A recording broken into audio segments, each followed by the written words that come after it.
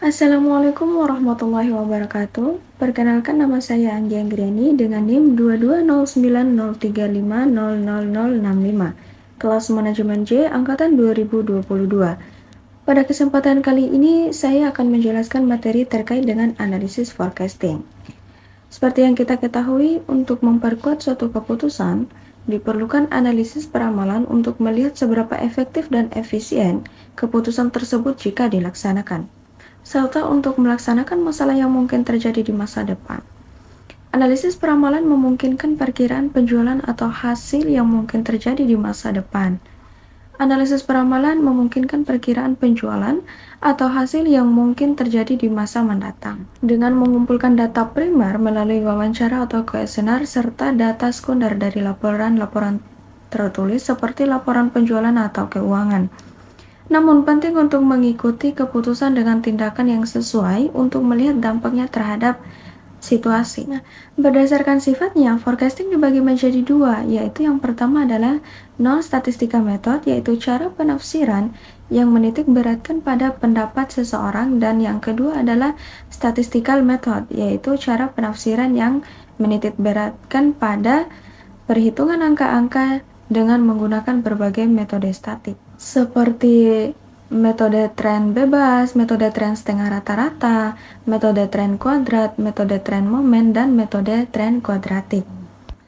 Nah, dalam proses evaluasi aspek pasar melibatkan langkah-langkah seperti menilai situasi dengan memahami kondisi pasar, mengidentifikasi peluang dan hambatan, merencanakan lingkup usaha dan pangsa pasar, serta menghadapi persaingan. Dan tentunya ini melibatkan pengumpulan data primer dan sekunder serta analisis proyeksi kecenderungan.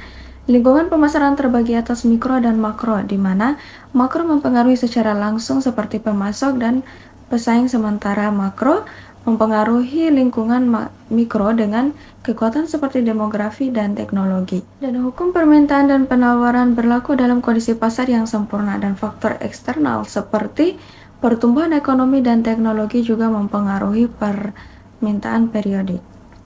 Kemudian selanjutnya dalam proses evaluasi pasar mencakup langkah-langkah seperti mengevaluasi situasi dengan memahami kondisi pasar, mengidentifikasi masalah, peluang dan hambatan, merencanakan lingkup usaha dan pangsa pasar, serta menghadapi persaingan. Kemudian untuk analisis dengan menggunakan metode moving average, dalam hal ini melihat kondisi penjualan rata-rata yang terjadi selama satu periode waktu.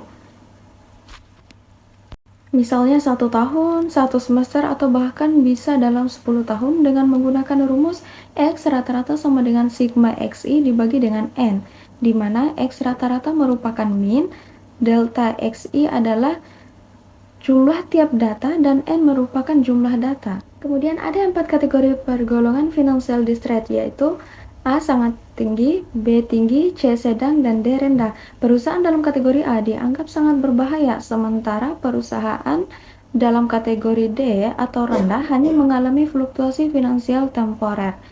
Nah, manajemen perusahaan biasanya akan mengusutkan berbagai solusi, termasuk menerbitkan right issue untuk mengatasi kesulitan keuangan. Nah, dalam prediksi kebangkrutan perusahaan dengan menggunakan model Almar, dikatakan bahwa ketika sebuah perusahaan mengalami masalah likuiditas, memungkinkan besar akan menghadapi kesulitan keuangan atau financial distress yang jika tidak diatasi dengan cepat bisa mengakibatkan kebangkrutan.